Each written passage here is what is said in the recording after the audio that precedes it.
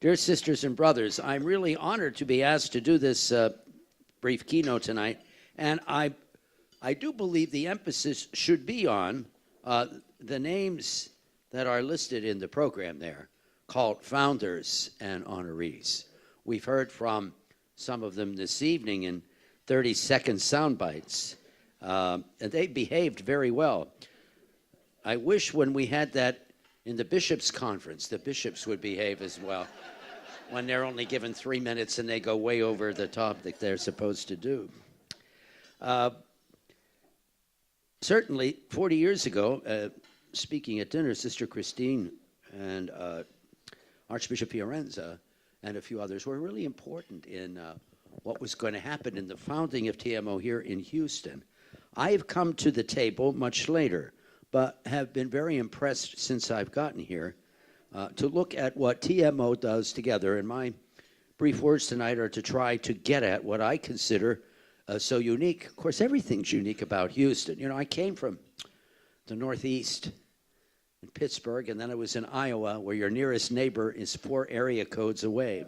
And so it's just a different feel, you know, when you get down here. It's great to be in Houston. It's a very bustling city. It is a city of great energy to me, and a city where, notwithstanding the issues and real difficulties, that people here are pretty welcoming. When I came here to Houston, where, you know, that Yankee Northerner coming down here, I must say, people received me very, very well. And when I got involved in TMO, I was beautifully, not just surprised, but beautifully impressed by what went on. Let me say a couple of points. First, I'm going to say a line from a non-Christian who happens to be a philosopher. His name is Plato. In one of his books called The Laws, Plato has the most provocative comment to make. He said, the beginning of something is like a divinity. As long as it stays among men, it saves everything. What a provocative statement. What does he mean by the beginning? Obviously, the initiation or the beginning of anything has a power to it. As long as the living remembrance of the beginning stays around, then everything gets saved. There was another person who read Plato who's a Christian. His name was Augustine. He has another comment about beginnings that remind me that something analogous. He says that there be a beginning, human beings were created, before whom there was nothing. Now, obviously, Augustine doesn't mean there that no other things were around. But the very principle of beginning something came when human beings arrived on the scene. And for Augustine, that is part of God's creative gift to human beings, that we can be agents to begin something anew. And if we keep Plato's remark in mind that once the beginning happens, if you can keep it alive in its origins about what it means, creative memory, maybe we'd say today, then indeed we're on a good road. I am highly impressed that the initiations and beginnings of 40 years ago are still around in TMO, which must say something about the pioneers and about, I'll even say, some of us who come along and have listened to the pioneers, that the beginning remains. Tonight we are here to honor the pioneers. We consider them to be honored and reverent in our midst. And yet, something has been passed on to us within TMO, and that is communities working together. By the way, Pastor Johnson, I thought you handled Father Zanata very well tonight. We'll talk about that at another time about Father Zanata. I watch here different communities of faith, different organizations that through TMO have learned to work together. That's called, hear me out here, that's power. Power is when people work together. When when things are thrown at us and imposed on us, that's not really so much power, although that's what we call it. That's force. You know, it's force, even violence. Power only happens when people share. Sister Christine and I were talking before the talk tonight. Alexis de Tocqueville was always taken when he came to the United States, as he said, every time in the United States, and this is the 1800s, something happens, people have to get together, form a committee, and do something about it at these local levels. And Alexis de Tocqueville was highly impressed by that genius of the United States. I think that TMO has capitalized on that to take a look around in communities, particularly in communities that some people would say, well, who cares about them? And these communities, knowing that the beginning is really important, have initiated something for themselves and in conjunction with others. That's good power, friends. That's good power. Now, I want to make a further statement about that kind of power when it comes from religious communities. That the religious communities see the power, but they also see another dimension that helps keep the initiations of power alive, and that's called mercy, outreach, and love. Within my own Christian tradition, most of us here probably are the Christian faith, I've always been impressed by the first letter of John, the first epistle of John, chapter 4. He goes through this entire scene of how much God has shown his love for us, sending his son. Beautiful, beautiful, almost poetic. And then he has the line, I call it an if-then proposition. He said, if God has loved us so. Now, logically, what would be the response? If God has loved us so, then we therefore should love God. But that's not what St. John says there. If God has loved us so, then we should love one another. It's actually shocking. It's astounding, you know? And it's beautiful. And it's that line of John and many others, not to mention Jesus himself, right? We don't want that has gotten those communities who are involved in action, in the best sense of power, local communities, to never let the mercy and love dimension for one another stay away, but saturate what you do in community organizing.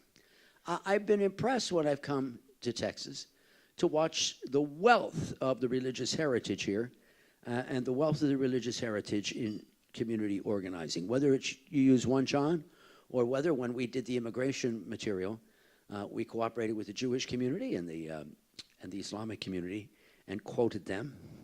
And, you know, in all of them, that we collaborate together out of the love of God that moves us. That's pretty common. So that's why I think in Houston we could collaborate so well, and why I was so delighted when I came here that that good work, which was already started, already in process, and some of us as judicatory heads who were newer could come on board and do, I think, some really interesting things. Particularly, the first thing we ever agreed upon was immigration and what to do about it. And I can still remember those initial meetings when we were hammering out, Elizabeth, were you here? Hammering out the statement, Jacob Cortez was there, on the immigration. We took a national statement and we had to rework it for ourselves. That was already good. Do you notice us in Houston? This is really a nice statement. Let's see what we do with it. And we did, and we worked on it. And with the help of Rabbi Rosen, and remember a very much involved Bishop Reinhardt, and of course the irrepressible Bishop Huey, who just retired, by the way, though I guess I understand no one knows it yet, but she has retired.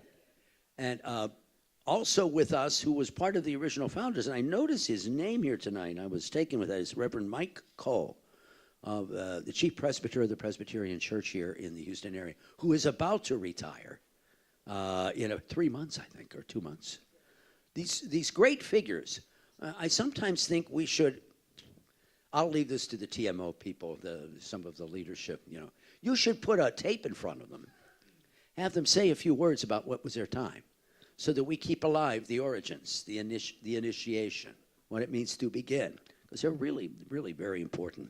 But all of these and all of us together, and the immigration thing is the one that steps up. That's That's really in my mind. That's the first thing that put a lot of us judicatory heads in touch with what was happening with TMO for many years.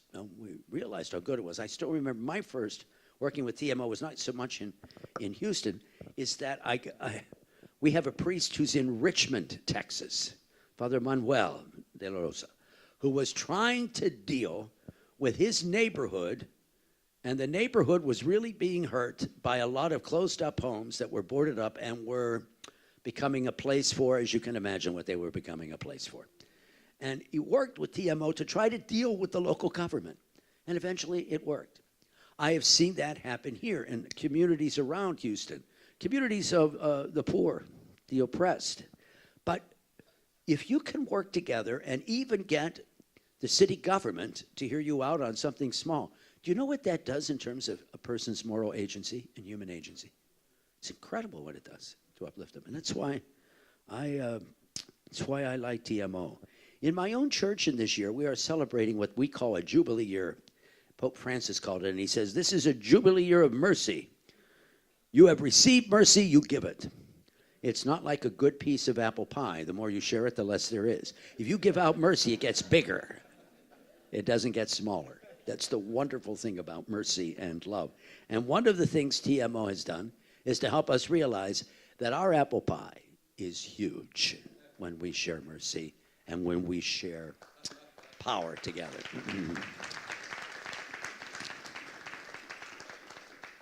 TMO, your actions over the last 4 decades, which means all of us here in this room and beyond, fixed flooding, improved healthcare system for the poor, increased wages, created capital idea, which is important. We've helped to stop anti-immigration policies, although I have to admit, some of that is dodging right now in terms of immigration reform. It's been a very, very uphill fight. And now we are trying to reform. We're doing our share of reforming predatory lending institutions. May I also add that I sense on the horizon, one of the things TMO eventually, although this seems to be organizing, I would say it would have to be throughout the whole city, is we should do something on prison reform. I think we should do something on that.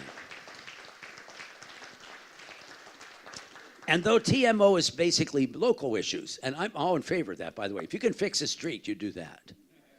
You know, you can get the city to figure out how to pave your street, you do that. That's power operating, and that's very important for a local community. But there are also some issues that may go beyond that, spill over that. Immigration is certainly one, and I think prison reform. It's going to be very hard. I remember we did, with TMO's cooperation, a big panel one night, and a really great evening on capital punishment. And it was a very interesting evening. It was good. There were bishops, judicatory heads, there was rabbis, there were lots of communities of churches, congregations, and parishes. And that's really good. And I think you can make a dent of about 0.5%. And you have to keep doing it, by the way.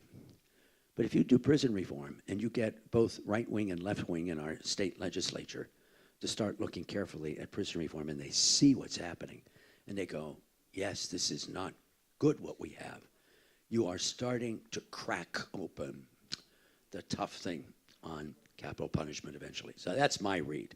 But so whatever TMO can do on a number of these issues, I'm all in favor because you do a good job at these things. You have found a way to develop transformative leaders. That's what happens in TMO. My own Pope, Pope Francis, I hope he's all our Pope in one level. He reminds us in one of his documents to generate process of people building that truly enhance human fullness. That's really important. That's better than any kind of short-term political goals. So your work, which is all of our work, is not done. It must continue and grow. The beginnings must stay alive. We know why. Over 25% of our local population lives in poverty right here in Houston. Income inequality keeps growing. 1 out of 4 children do not have access to health care. And many of our immigrants still live in the shadows. I have an example in one of my own parishes. The parish has registered 2,000 families, which is large. But 2 years ago, they had 1,000 baptisms. Now, that's way too many baptisms for a church of 2,000 families. Who were the baptisms? Well, they were of undocumented immigrants. And after the baptism, though, we say, please, you must return. You're a member of the community. CC. And they vanish. It's because they're too afraid. We have a hard enough time getting them sometimes to even put their names down in terms of registering for baptism. Oh, sisters and brothers, that's not good, is it? Maybe other congregations share that as well.